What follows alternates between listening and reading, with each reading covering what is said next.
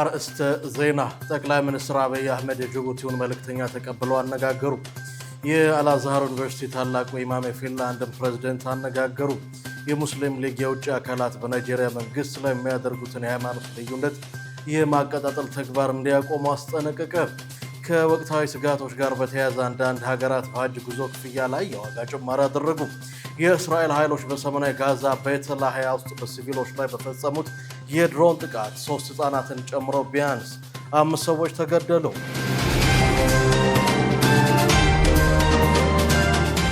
አሰላሙ አለይኩም ወራህመቱላሂ ወበረካቱ። ክቡራትና ክቡራን የነጃሺ ቲቪ የምሽት መረጃ ተመልካቾቻችን እንደምን አምሽታችኋል? ከመረጃዎቹ ጋር ሰኢድ መሐመድ ነኝ። አብራችሁን ቆዩ። ጠቅላይ ሚኒስትር አብይ አህመድ የጅቡቲውን መልእክተኛ ተቀብለው አነጋገሩ። በአፍሪካ ቀንድ ሁለት የማይነጣጠሉ ወንድማማች ሀገራት የሆኑት ኢትዮጵያና ጅቡቲ በመከባበርና በጋራ ተጠቃሚነት ላይ የተመሰረተውን ስትራቴጂካዊ ግንኙነታቸውን ይበልጥ ለማጠናከር መክረዋል። ጠቅላይ ሚኒስትር ዶክተር አብይ አህመድ የፕሬዝዳንት ኢስማኤል ኡመር ጊሌህን ልዩ መልእክተኛ በመያዝ የመጡትን የጅቡቲ ሪፐብሊክ የውጭ ጉዳይና ዓለም አቀፍ ትብብር ሚኒስትር አብዱልቃድር ሁሴን ኦማርን በዛሬው ዕለት በጽህፈት ቤታቸው ተቀብለው አነጋግረዋል። ውይይቱ በሁለቱ ሀገራት መካከል ባለው ዘመናትን የተሻገረ የወንድማማችነት ትስስር ላይ ያተኮረ ሲሆን በቀጠናው ሰላምና አንድነት እንዲሁም በኢኮኖሚ ትብብር ዙሪያ ሰፊ ምክክር አድርጓል። ጠቅላይ ሚኒስትሩ ባስተላለፉት መልእክት በኢትዮጵያና በጅቡቲ መካከል ያለው ግንኙነት ከመደበኛው ዲፕሎማሲ ባለፈ በደም፣ በባህል፣ በታሪክ የተሳሰረ መሆኑን አስምረውበታል። ይህ ጉብኝት ኢትዮጵያ ከጎረቤቶቿ ጋር ያላትን የጎረቤት መብት የማክበርና በጋራ የማደግ ራዕይ አካል ተደርጎ ይወሰዳል። ጠቅላይ ሚኒስትር አብይ በተለይም ከጅቡቲ ጋር ያለን ግንኙነት በፍትሃዊነትና በመተጋገዝ ላይ የተመሰረተ በመሆኑ የቀጠናውን መረጋጋት ለማረጋገጥ ሚናው የላቀ ነው ብለዋል። ሁለቱ መሪዎች የያዙት የትብብር አቅጣጫ ለቀጠናው ህዝቦች ብልጽግናና ለጋራ መከላከያ ግንባር ጠንካራ መሰረት የሚጥል መሆኑ ተመልክቷል። መረጃውን ያገኘ ነው ከጠቅላይ ሚኒስትር ጽህፈት ቤት ድረገጽ። የአልአዝሃር ዩኒቨርሲቲ ታላቁ ኢማም የፊንላንድን ፕሬዝዳንት ተቀብለው አነጋገሩ። የአልአዝሃር ዩኒቨርሲቲ ታላቁ ኢማም አህመድ አልጠይብ የዛሬው ዓለም የሰው ልጅ ወደ እብደት እየገፋ ያለ ትርምስ ውስጥ ትገኛለች ሲሉ ገልጿል። ታላቁ ኢማም ይህን የተናገሩት ማክሰኞ ዕለት በካይሮ በሚገኘው የአልአዝሃር ዋና መስሪያ ቤት የፊንላንድን ፕሬዝዳንት አሌክዛንደር ስተርብን ተቀብለው ባነጋገሩበት ወቅት ነው። በቆይታቸውም አልአዝሃር በአገር ውስጥና በዓለም አቀፍ ደረጃ ሰላምን ለማስፈን እያከናወነ ስላለው ተግባር ማብራሪያ የሰጡት ታላቁ ኢማም በአገር ደረጃ ከግብፅ አብያተ ክርስቲያናት ጋር በመተባበር የግብፅ ቤተሰብ ቤት የተሰኘ ተቋም መመስረቱንና ይህም በሃይማኖቶች መካከል ሊከሰቱ የሚችሉ ግጭቶችን በመቀነስ ረገድ ትልቅ ሚና መጫወቱን ገልጸዋል። በዓለም አቀፍ ደረጃም ተቋሙ ከቫቲካን ከካንተርበሪ ቤተክርስቲያንና ከዓለም አብያተ ክርስቲያናት ምክር ቤት ጋር በመሆን ለዓለም አቀፍ ሰላም መሰረት የሚሆኑ ተግባራትን እያከናወነ መሆኑን ጠቁሟል። ታላቁ ኢማም አክለውም በአሁኑ ወቅት ትልቁ ፈተና በዓለም አቀፍ ውሳኔ ሰጪዎችና በሃይማኖት ምሁራን ጥሪ መካከል ያለውን ክፍተት መሸፈን መሆኑን ጠቅሰው ፖለቲከኞች የሰውን ልጅ ቤተሰብንና ማህበረሰብን ከቀውስ ለመጠበቅ የሃይማኖት እሴቶች ያላቸውን ፋይዳ እንዲረዱ ማድረግ እንደሚገባ አሳስበዋል። የፊንላንድ ፕሬዝዳንት አሌክዛንደር ስተርብ በበኩላቸው ከታላቁ ኢማም ጋር በመገናኘታቸው የተሰማቸውን ደስታ ገልጸው አልአዝሃር ለሰላምና ለጋራ መኖሪያነት የሚያደርገውን ጥረት አድንቀዋል። ፕሬዝዳንቱ ዓለም በአሁኑ ወቅት ባለማወቅ በአመፅ፣ በጦርነት፣ በበሽታዎች እየታመሰች መሆኑን በመጥቀስ ለዓለም አቀፍ ግንኙነቶች የሃይማኖት እሴቶች እንደ መሰረት ሊያገለግሉ እንደሚገባ አጽንኦት ሰጥተዋል። የሙስሊም ሊግ የውጭ አካላት በናይጄሪያ መንግስት ላይ የሚያደርጉትን የሃይማኖት ልዩነቶችን የማቀጣጠል ተግባር እንዲያቆሙ አስጠነቀቁ። የሙስሊም መብት ተሟጋች የሆነው የሙስሊም ሊግ አንድነት ቡድን የውጭ አካላት በተሳሳተ መረጃ፣ በፖለቲካዊ ሴራ በናይጄሪያ ውስጥ የሃይማኖት ውጥረት ለመፍጠር የሚያደርጉትን ሙከራ በጥብቅ አውግዘዋል። የቡድኑ መሪዎች ፕሮፌሰር አህመድ ኡመር ዳውድ እና ፕሮፌሰር ዩኑሳ ባላ ማይካፊ በጋራ በሰጡት መግለጫ በተለይ በአሜሪካ የሚገኙ አንዳንድ ዓለም አቀፍ ሃይማኖታዊ ተቋማት በፕሬዝደንት ቦላ አህመድ ቲኑቡ አስተዳደር ስር ክርስቲያኖች እየተገፉ ነው የሚሉ የተቀነባበሩና ሐሰተኛ ሪፖርቶችን እያሰራጩ መሆኑን ገልጸዋል። ናይጄሪያውን በተለያዩ እምነቶች ውስጥ ሆነው ለዘመናት በሰላም አብረው መኖራቸውን የገለጸው ቡድኑ እንዲህ ያሉ ዘገባዎች በዜጎች መካከል አለመተማመንንና አላስፈላጊ ክፍፍልን ይፈጥራል ሲሉ አስጠንቅቀዋል። እነዚህን ሪፖርቶች የሚያወጡ ተቋማት ብዙም የማይታወቁ መሆናቸውንና ጥቃቱ በአንድ ወገን ላይ ብቻ ያነጣጠረ አስመስለው በማቅረብ አገሪቱን ወደ ቀውስ ሊከቷት እንደሚችሉ ተገልጿል። የ2027 አጠቃላይ ምርጫ እየቀረበ ባለበት ወቅት መሰል መረጃዎችን መልቀቅ አደገኛና አገሪቱን ወደ ትርምስ የሚያመራ ተግባር እንደሆነ ቡድኑ አመልክቷል። ቡድኑ በተለይም የአሜሪካው ሴናተር ቴድ ክሩዝ በናይጄሪያ የሚገኙ ሙስሊሞች በክርስቲያን ትምህርት ቤቶች፣ የጸሎት ቦታዎች ላይ ጥቃት እያደረሱ ነው በማለት የሰነዘሩትን ንግግር በጽኑ ተቃውመዋል። የሙስሊም ሊግ አንድነት ቡድን የውጭ ኃይሎች የናይጄሪያን የውስጥ ሰላም ከማደፍረስ እንዲቆጠቡና የሃይማኖት ካርድ በመጠቀም የፖለቲካ ትርፍ ለማግኘት የሚደረገውን አካሄድ እንዲያቆሙ አሳስቧል። ከወቅታዊ ስጋቶች ጋር በተያያዘ አንዳንድ ሀገራት በሀጅ ጉዞ ክፍያ ላይ የዋጋ ጭማሪ አድርገዋል። ከመካከለኛው ምስራቅ ውጥረትና ከኢራን ጦርነት ጋር በተያያዙ የጦርነት ስጋቶችና በርካታ ሀገራት በሀጅና ዑምራ ጉዞ ዋጋ ላይ ማሻሻያ እያደረጉ ይገኛሉ። ይህ የዋጋ ጭማሬ በዋናነት ከደህንነት፣ ከኢንሹራንስ፣ ከበረራ መስመር ለውጦች ጋር እየተያያዘ ነው። በመካከለኛው ምስራቅ የሚገኙ ሀገራት በተለይም ዮርዳኖስ፣ ሊባኖስ፣ ግብፅ በቀጥታ ከጦርነቱ ቀጠና ጋር ባላቸው ቅርበት ምክንያት የአየር መንገድ ኢንሹራንስ ወጪያቸው በከፍተኛ ሁኔታ ጨምሯል። ይህም በሀጅ ጥቅል አገልግሎት ዋጋ ላይ ቀጥተኛ ጭማሪ እንዲመጣ አድርጓል። በተለይም በሊባኖስ በኩል የሚደረጉ በረራዎች በመስተጓጎላቸውና ተለዋጭ ረጅም መንገዶችን ለመጠቀም በመገደዳቸው የነዳጅ ወጪው በጉዞ ዋጋው ላይ ተጨምሯል። እንደ ህንድ፣ ፓኪስታን ያሉ የደቡብ እስያ ሀገራትን በዚህ ውጥረት ሳቢያ ዋጋቸው ከፍ ካለ ሀገራት መካከል ይጠቀሳሉ። እነዚህ ሀገራት ወደ ሳውዲ አረቢያ ለመብረር የኢራንን የአየር ክልል በስፋት የሚጠቀሙ በመሆናቸው የአየር ክልሉ መዘጋት ወይም ስጋት መኖሩ በረራዎች እንዲራዘሙ አድርጓል። ለምሳሌም በቅርቡ በወጡ መረጃዎች መሰረት የበረራ ሰዓት መጨመር በነዳጅ ወጪ ላይ እስከ 20% የሚደርስ ጭማሪ አስከትሏል። ይህም በሀገራቱ የሀጅ ኮታ ዋጋ ላይ ተጽዕኖ አሳድሯል።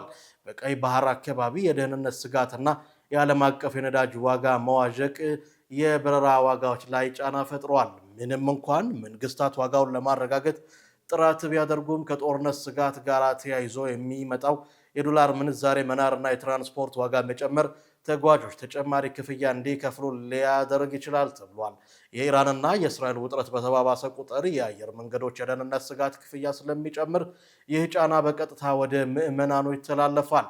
ይህም የዘንድሮ የሀጅ ጉዞን ካለፉት ዓመታት የበለጠ ውድ እንዲሆን ካደረጉት ዋና ዋና ጂኦፖለቲካዊ ምክንያቶች አንዱ ሆኗል። የኢራን መሪዎች ለሰላም ቁርጠኛ መሆናቸውን አስታወቁ።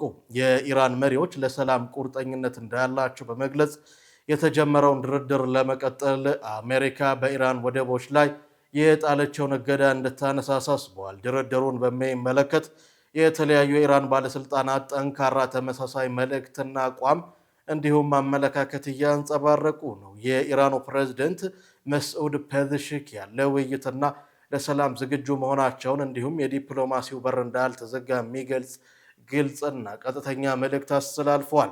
ፔዜሽኪያን አሜሪካ በሆርሙዝ ወሽመጥ ላይ የጣለችውን የባህር ኃይል እገዳ ተቀባይነት እንደሌለው በግልጽ አስታውቋል። ከዚህም ባለፈ ከአሜሪካ የሚሰነዘሩ ዛቻ አዘል ንግግሮችና የገቡትን ቃል አለመጠበቅ ተቀባይነት የሌላቸው እንቅፋቶች መሆናቸውን በአጽንኦት ተናግረዋል። የኢራን ፓርላማ አፈ ጉባኤ ዋና ተደራዳሪ የሆኑት መሐመድ ባጋር ጋሊባም ተመሳሳይ ሀሳብ ሰንዝረዋል። አፈ ጉባኤው የሆርሙዝ ወሽመጥ በድጋሚ ክፍት መሆን በኢራንና በአሜሪካ መካከል ካሉ ዋና ዋና ውዝግብ ነጥቦች አንዱ መሆኑን በመግለጽ በወሽመጡ ላይ የሚታዩ አሉታዊ አዝማሚያዎች በአስቸኳይ እንዲቆሙ ጠይቀዋል። ኢራን ጉዳት የደረሰባቸውን ትምህርት ቤቶች ጥገና ማድረጓን አስታውቃለች። በጦርነቱ ጉዳት ከደረሰባቸው ከ1300 በላይ ትምህርት ቤቶች መካከል ከግማሽ በላይ የሚሆኑት ጥገና ተደርጎላቸዋል። በዩናይትድ ስቴትስ እና በእስራኤል ጥቃት ጉዳት ከደረሰባቸው 1300 የኢራን ትምህርት ቤቶች መካከል 775ቱ ተጠግነው አገልግሎት መስጠት መጀመራቸውን የሀገሪቱ የትምህርት ሚኒስቴር አሊ ሬዛ ካዝሚ አስታውቀዋል። እንደ ኢራን ብሔራዊ ዜና ወኪል ኢርና ዘገባ ከሆነ ጥቃት ከደረሰባቸው ትምህርት ቤቶች መካከል 20 ያህሉ ሙሉ በሙሉ የወደሙ ናቸው ተብሏል።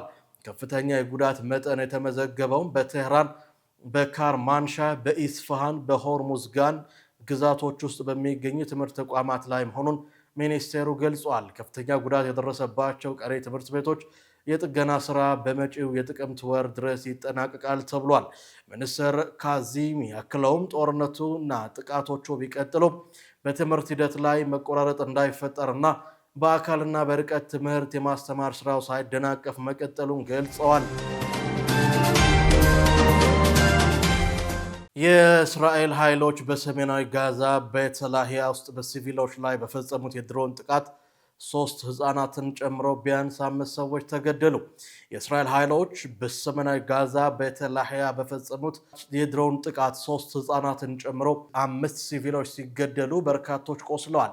ጦርነቱ ያነጣጠረው በተሰባሰቡ ሰላማዊ ሰዎች ላይ ሲሆን ይህም እስራኤል በመላው ጋዛ እያካሄደ ያለችው ግልጽ የዘር ማጥፋት ወንጀል አካል መሆኑ ተገልጿል። የጥቃቱን አሰቃቂነት የሚያሳዩ ምስሎች እንደሚያመለክቱት ቤተሰቦች በወዳጅ ዘመዶቻቸው ሞት ከፍተኛ ሐዘን ላይ የሚገኙ ሲሆን አንድ ነፍስ አድን ሰራተኛም የገዛ ዘመዱን አስክሬን በቦታው ማግኘቱ የደረሰውን ሰቆቃ እጥፍ ድርብ አድርጎታል በማለት አናዶሉ ዘግቧል። የጋዛ የጤና ሚኒስቴር ባወጣው መረጃ መሰረት ባለፈው ጥቅምት ወር የተኩስ አቁም ስምምነት ከተደረሰ ወዲህ ብቻ በእስራኤል ጥቃት የተገደሉ ፍልስጤማውያን ቁጥር ከ780 በላይ ሆኗል። በጥቃቱ ቤተሰቦቻቸውን ያጡ ዘመዶች ይህ በንጹሐን ላይ የሚፈጸም ግፍ በአላህ ፍቃድ የሚያበቃበት ቀን ሩቅ ባይሆንም በአሁኑ ወቅት ግን ወንድሞቻችንና እህቶቻችን በከፍተኛ መከራ ውስጥ ይገኛሉ ብለዋል። የአፍጋኒስታን ኢስላማዊ ኤሚሬትስ በተባበሩት መንግስታት ድርጅት ቋሚ መቀመጫ እንዲሰጣት ጠየቀች። የኢስላማዊ ኤሚሬትስ አፍጋኒስታንን ከተቆጣጠረ ከ5 ዓመታት በኋላ ሀገሪቱ በተባበሩት መንግስታት ድርጅት ያላት ውክልና አሁንም ባለመፈታቱ በዓለም አቀፍ መድረክ ያላትን ተሳትፎ ገድቦታል ብሏል። የተባበሩት መንግስታት የአፍጋኒስታንን መቀመጫ ለኢስላማዊው ኤሚሬትስ ለማስተላለፍ ያቀረባቸው እንደ አካታች መንግስት ምስረታና የሰብአዊ መብቶች ጥበቃ ያሉ ቅድመ ሁኔታዎች እስካሁን ስምምነት ላይ አልተደረሰባቸውም በማለት ጥያቄውን ውድቅ አድርጎታል። የኢስላማዊ ኤሚሬትስ በበኩሉ እነዚህን ጉዳዮች እንደ ውስጥ ጉዳይ በመቁጠር መቀመጫው ካልተሰጠው $900,000 በላይ የተተመነውን የአባልነት ክፍያ እንደማይከፍል ገልጿል። ይህ ዲፕሎማሲያዊ ውጥረት አፍጋኒስታንን በጠቅላላ ጉባኤ መምረጥ መብቷን እንድታጣ ከማድረጉ ባለፈ ዓለም አቀፍ ማህበረሰቡ ከአፍጋኒስታን ጋር ያለውን ግልጽ ግንኙነት ገድቦታል ብሏል። በአሁኑ ወቅት በሀገሪቱ አንጻራዊ ሰላምና መረጋጋት መኖሩን የሚገልጸው የኤሚሬትስ አስተዳደር በተመድ መቀመጫ መስጠቱ ለሁለቱም ወገኖች ጠቃሚ መሆኑን በመጥቀስ የተባበሩት መንግስታት ድርጅት በአፋጣኝ ውሳኔ እንዲሰጥ ጠይቀዋል። የማሌዥያ ጠቅላይ ሚኒስትር የዓለም ሙስሊሞች ሊግ ዋና ጸሐፊን ተቀብለው አነጋገሩ። የማሌዥያ ጠቅላይ ሚኒስትር ዳቶ ሴሪ አንዋር ኢብራሂም የዓለም ሙስሊሞች ሊግ ዋና ጸሐፊና የሙስሊም ሊቃውንት ድርጅት ሰብሳቢ የሆኑትን ሼክ ዶክተር መሐመድ ኢብን አብዱል መሊክ አል ኢሕሳን በዋና ከተማዋ ኩዋላላምፑር በሚገኘው ቤተ መንግስት ተቀብለው አነጋግረዋል። በውይይቱ ወቅት ከሙስሊሙ ዓለም ሊግ ተልእኮና ዓላማዎች ጋር በተያያዙ በርካታ እስላማዊና ዓለም አቀፋዊ ጉዳዮች ላይ ሰፊ ውይይት ተደርጓል። ከተነሱት ነጥቦች መካከልም በኩዋላላምፑር ሊካሄድ የታቀደው 3ኛው ሃይማኖት መሪዎች ጉባኤና ዓለም አቀፍ የሙስሊሞች ሊግ አነሳሽነት የተቋቋመው 4ኛ የአሲድ የሊቃውንት ምክር ቤት ስብሰባ ይገኝበታል። የነቢዩ ሙሐመድ ሰለላሁ ዐለይሂ ወሰለም አስተምህሮ በስፔን የትምህርት ስርዓት ውስጥ ሊካተት ነው። በስፔን የነቢዩ ሙሐመድ ሰለላሁ ዐለይሂ ወሰለም አስተምህሮች በትምህርት ስርዓት ውስጥ መካተታቸው አስፈላጊ እንደሆነ ብዙዎች አምነዋል። በሀገሪቱ መንግስት ዜናው እስከተጠናከረበት ጊዜ ድረስ ሙሉ በሙሉ ፈቃድ ያልተሰጠው ቢሆንም በርካቶች ዘንድ አስተምህሮ ሙሉ በሙሉ ወደ ተግባር እንደሚገባ እምነት ተጥሎበታል። ወደ ቢዝነስ መረጃችን አለፈን። ዙበይዳ ሐሰን እንደሚከተለው አዘጋጅተዋለች። ተከታትለን እንመለስ። ሂጅራ ባንክና ፌዴራል መጅሊስ የመግባቢያ ስምምነት መፈራረማቸው ተነግሯል። የኢትዮጵያ እስልምና ጉዳዮች ጠቅላይ ምክር ቤትና ሂጅራ ባንክ በጋራ ለመስራት የሚረዳቸውን የመግባቢያ ስምምነት ነው የተፈራረሙት። በስምምነቱ መሰረትም ተቋማቱ ሀብት ማሰባሰብ፣ የሙስሊሙን ኡማ በኢስላሚክ ፋይናንስ ዙሪያ ያለውን ግንዛቤ ማሳደግና የማህበረሰቡን የፋይናንስ ተጠቃሚነት ማሳደግ ላይ በጋራ ይሰራሉ ተብሎም ይጠበቃል። በሁለቱ ተቋማት መካከል የተደረገው ስምምነት በተለይም ከኢስላሚክ ፋይናንስ ተጠቃሚ መሆን ለሚፈልጉ ሁሉ ተደራሽ ለመሆን ያስችላል ተብሏል። በፊርማ ስነስርዓቱ ላይ ንግግር ያደረጉት የሂጅራ ባንክ ፕሬዚዳንት የሆኑት አቶ ዳዊት ቀኖ ከፌዴራል መጅሊስ ጋር አብሮ ለመስራት ያደረጉት ስምምነት አስፈላጊ መሆኑን ተናግረዋል። በተለይም በኡማው ዘንድ ያለው የኢስላሚክ ፋይናንስ ግንዛቤ ለማሳደግ በጋራ እንደሚሰሩም ተናግረዋል። በተጨማሪም ሂጅራ ባንክ በየጊዜው አቅሙን በማሳደግ ላይ ይገኛል ሲሉ አቶ ዳዊት ቀኖ ተናግረዋል። በዚህም ሂጅራ ባንክ የካፒታል መጠኑን ከ5 ቢሊዮን ብር በላይ በማድረግ ብሔራዊ ባንክ ያስቀመጠውን ገደብ ማሟላት መቻሉንም አስታውቀዋል። ባንኩ በየዓመቱ ከ35 በላይ ቅርንጫፎችን በመክፈት ለደንበኞቹ ተደራሽ በመሆን ለተጠቃሚዎች አስፈላጊውን የፋይናንስ አቅርቦት እየሰጠ እንደሚገኝም አንስተዋል። ባንኩ ከኢትዮጵያ እስልምና ጉዳዮች ጠቅላይ ምክር ቤት ጋር የተለያዩ ስራዎችን እየሰራ እንደሚገኝም ተነግሯል። በዚህም ፌዴራል መጅሊስ ባዘጋጀው የአውቃፍና የዘካ ኮሚሽን ጋር አብሮ በመስራት ከ10 ሚሊዮን ብር በላይ አስተዋጽኦ ማድረጉን በፊርማ ስነስርዓቱ ላይ ተነግሯል። በቀጣይም ሀብት ማሰባሰብ፣ በኢስላሚክ ፋይናንስ ዙሪያ ያለውን ግንዛቤ ማሳደግና የማህበረሰቡን የፋይናንስ ተጠቃሚነት ማሳደግ ላይ ተቋማቱ በጋራ እንደሚሰሩም ነው የተነገረው። የኢትዮጵያ እስልምና ጉዳዮች ጠቅላይ ምክር ቤትና ሂጅራ ባንክ ባካሄዱት የመግባቢያ ስምምነት የፊርማ መርሃ ግብር ላይ የሂጅራ ባንክ አመራሮች፣ ከፌዴራል መጅሊስ ከፍተኛ የስራ ኃላፊዎችና ሚዲያዎች ተገኝተዋል። ዳሽን ባንክ ዳሽን ኤክስፖ በደማቅ ስነስርዓት ተከፍቷል። ዳሽን ባንክ ከሚያዝያ 15 እስከ ሚያዝያ 24 2018 የሚቆይ ዳሽን ኤክስፖ መክፈቱን አስታውቋል። ዳሽን ባንክ ባዘጋጀው ኤክስፖ ላይ የሚድሮክ ኢንቨስትመንት ግሩፕ ተቋማት፣ አልፋሬጅ እና ሌሎች ተቋማት ምርቶቻቸውን ይዘውም ቀርበዋል ነው የተባለው። ባንኩ ይህንን ኤክስፖ የከፈተው 30 ዓመት ምስረታ በዓሉን በተለያዩ መርሃ ግብር እያከበረ ባለበት በአሁኑ ወቅት ነው። ዳሽን ባንክ ከወለድ ነጻ የባንክ አገልግሎቱ ወይም ደግሞ ሸሪክ 8ኛ ዓመት ማስቆጠር መቻሉን በፕሮግራሙ ላይ ተነግሯል። በዳሽን ኤክስፖ ላይ የዳሽን ሸሪክ ጉልህ ሚና የሚያሳዩ ስራዎችም ይቀርባሉ ተብሎ ይጠበቃል። ዳሽን ባንክ ከ30 ዓመት በፊት በ11 ባለ ራዕዮች የተመሰረተ ተቋም ነው። በአሁኑ ወቅትም በመላው ሀገሪቱ ከ900 በላይ ቅርንጫፎችን በመክፈት ከ80 ሚሊዮን በላይ ደንበኞችን ማፍራት መቻሉም ተነግሯል። ደቡብ አፍሪካ የዋጋ ግሽበት ጭማሪ ማሳየቱ ተሰምቷል። የደቡብ አፍሪካ የዋጋ ግሽበት መጠን በመጋቢት ወር ጭማሪ አሳይቷል የተባለው በዚህም ዓመታዊ የሸማቾች ዋጋ ግሽበት በየካቲት ወር ከነበረበት በ3 በመቶ ወደ 3.1 በመቶ ከፍ ብሏል ሲል የደቡብ አፍሪካ ስታቲስቲክ መረጃ አመላክቷል። በመረጃው መሰረትም የትራንስፖርት፣ የቤት ወጪና የትምህርት ክፍያ ከፍተኛ የሆነ ጭማሪ ታይቶባቸዋል ተብሏል። በአንጻሩ ደግሞ የምግብ ዋጋ ግሽበት በ3.6 በመቶ ቀንሷል የተባለው ባለስልጣናቱ መረጃው የተሰበሰበው በሚያዝያ ወር የነዳጅ ዋጋ ከመጨመሩ በፊት መሆኑን ተናግረዋል። ስለሆነም በመጪው ጊዜያት ይህ የዋጋ ጭማሪ ከዚህ በበለጠ ሊታይ ይችላልም ብለዋል።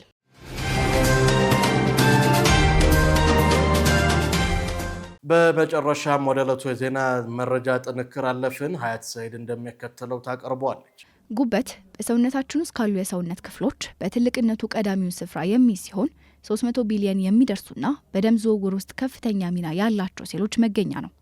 የጉበት በሽታ የሚከሰተው በጉበት ውስጥ ያሉ ሴሎች በሽታ አምጪ በሆኑ ቫይረሶች ሲጠቁ፣ በአልኮል መጠጥ፣ በመርዛማ ነገሮች ወይም በአንዳንድ መድኃኒቶች የጎንዮሽ ጉዳት ምክንያት ሲቆጡና ሲጠቁ ነው።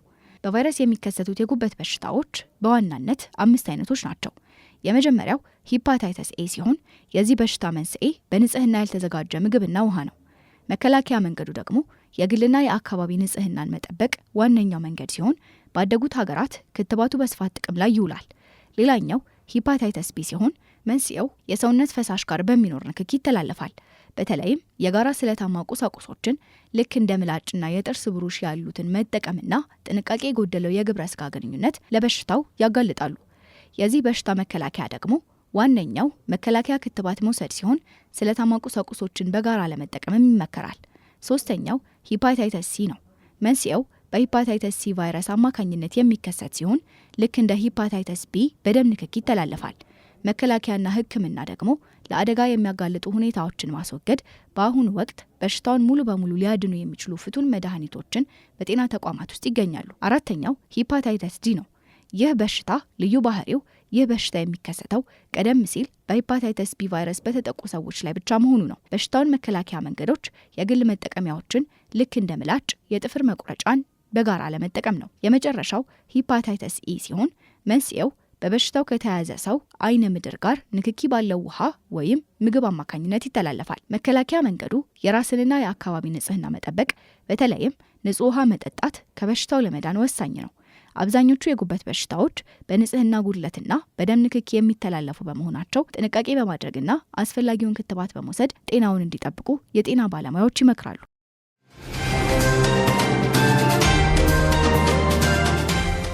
ክቡራትና ክቡራን የነጃሺ ቲቪ የምሽት መረጃ ተመልካቾቻችን ዕለቱን የምሽት መረጃ በዚሁ አገባደድን። ከቀሪ የነጃሺ ቲቪ የምሽት መሰናዶ ጋር መልካም ምሽት።